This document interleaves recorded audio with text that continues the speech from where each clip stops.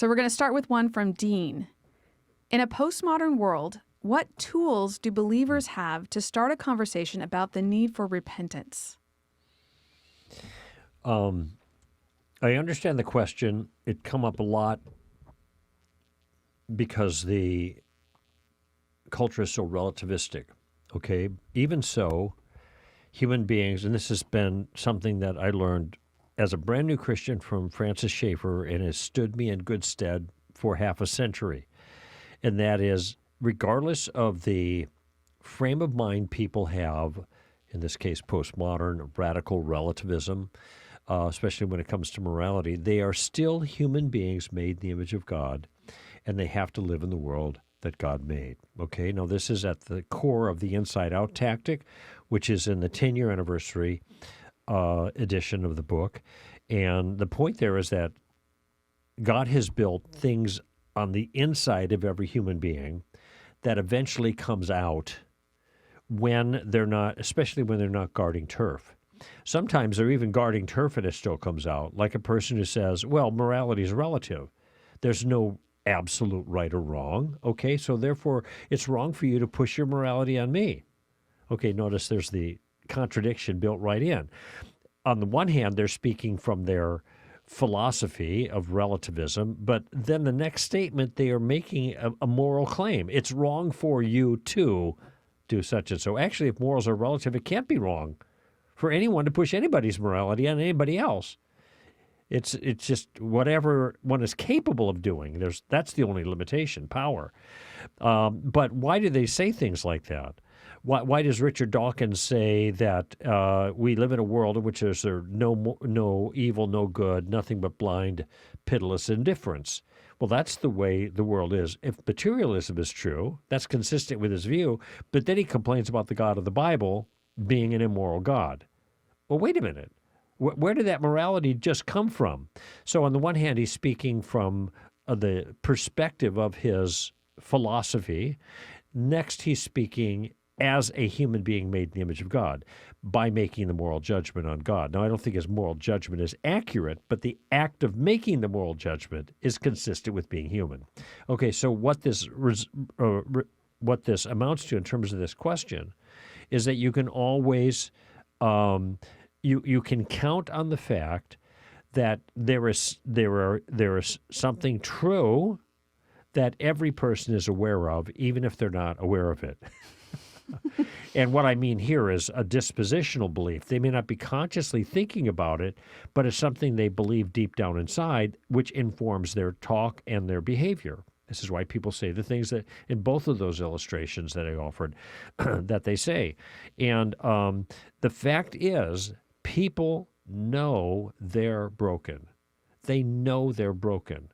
A good introduction to this concept is in Mere Christianity. Just take the first 4 or 5 pages of that book, because he's talking about the way people talk about morality. On the one hand, they'll claim there is no morality. Then they say, well, that's not fair. I gave you one of my piece of orange. Why don't you give me your piece of orange? Or you shouldn't be cutting in line in front of me, or something like that. And he said all of these kinds of comments reflect a basic understanding of morality that's built in. And it betrays or belies the claims we're making about being, say, in this case, a postmodernist. That can always be appealed to, okay? There's 2 ways to do it, it seems to me. One way is to just ask questions about the contradiction. Wait a minute, I'm confused. What do you mean you're confused? Well, you just told me there's no objective morality. Yes, of course. Well, then how can it be wrong for me to push my morality on you? That's the question, okay? So actually it's a Columbo number 1. It's a request for clarification. What do you mean by that? But it's a little more pointed, because you're also trying to make your point. This is Columbo number 3 in play here also, where you're making a point with your question. And you're making the point that your comments are contradictory. You're inconsistent. So tell me which is true. Is it wrong to push my morality on you? Okay. Or is there no morality at all? It can't be both. So that's one way. You listen for the truth that comes out against the person, from that person, against that same person's alleged worldview or point of view with regards to just about anything. And so and then you ask questions about it. Wait, and I think the bridge, and I just told this to somebody else just last week in Ohio, where I was doing presentations, and during the Q&A, and I thought this is a good bridge. Hey, I'm confused. I'm confused. What do you mean you're confused? Well, you said this, right? Yeah. But then you said this. So how does that work? So that's the nature of your Columbo tactical maneuver there. Now, here's another. So now you're going for the contradiction. You're asking for them to make sense of it. Here's another approach, though, and that is you just go to the existential issue. Existential issue being the awareness that people have of their own actual state. People know they're guilty. How do they know they're guilty? Because they feel guilty. They feel guilty about all kinds of things, and they have to quell it or try to disregard it or say, well, that doesn't apply to me. And Lewis talks about this, too, in the first few pages of Mere Christianity.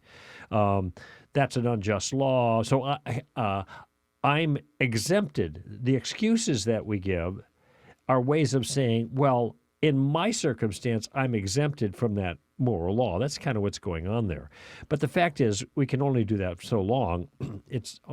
It can be convincing for a while, but ultimately, we know that we're broken. And I've mentioned this many times.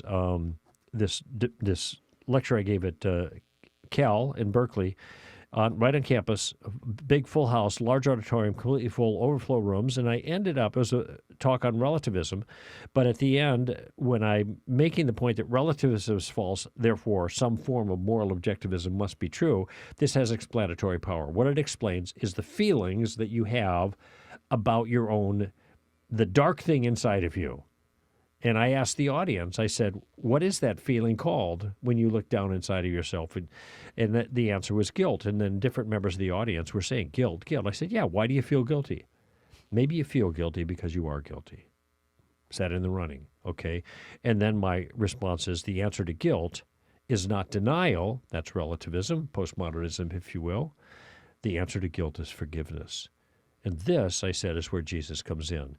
Now, I actually really like that stepping stone, and I don't know if I planned that out in advance or not, but this is the way it came out, and I've remembered it ever since because to me it's so poignant. It even touches my heart when I think of it now. Why do you feel guilty? Because you are guilty.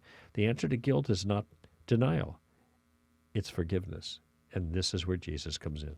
So anyway, those lines are all meant to touch the heart, to go right past, in a sense, the intellect, and to speak directly to the existential awareness people have.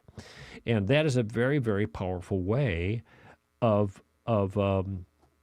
speaking to people because they're human beings made in the image of God, and they have to live in the world that God made. And so this makes you're speaking truth to them that they can't deny deep inside themselves. They can deny it to you, to your face. Oh, no. But inside themselves, they know differently, or they know different.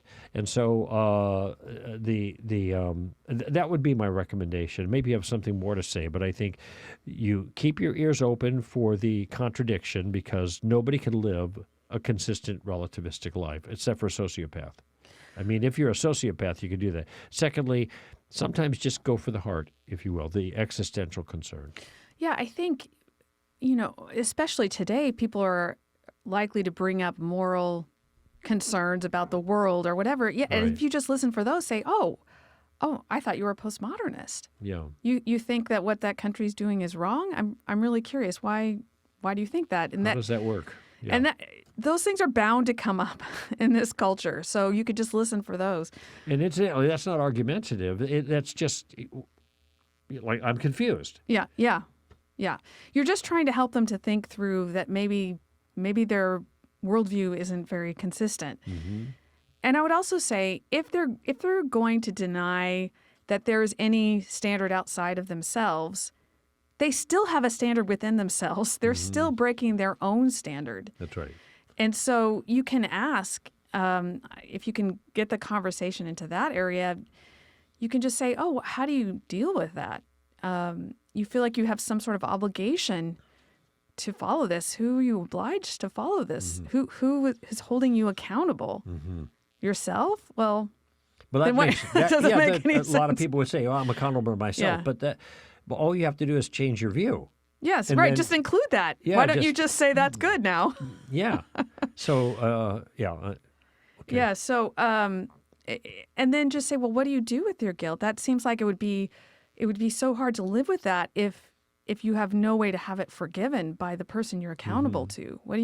How do you deal with that? And then maybe they'll ask you, how do you deal with that? Well, let me tell you. So, and another thing, just think about what guilt is. And I think what guilt is an awareness of culpability. That means blame. You did something wrong for which you are accountable. So the angst or the anguish is the fear of punishment that is associated with the guilt. And so it's not just that you're wrong, but that you're going to get it. You're in trouble. And I don't know what else it would be. I think it's fair to ask the question. If you're feeling it, then what is that thing that we call guilt? But what's clear when we're talking about jurisprudence, the person committed a crime, and they're going to get punished for it. So it's not just it's guilty. Okay, the jury says guilty. Well, it doesn't stop there. It said, okay, now sentencing. Because the guilty verdict carries with it a consequence. So tied in with the notion of guilt is the awareness of wrongdoing and the awareness that it is appropriate for a consequence, a negative consequence, a punishment to follow.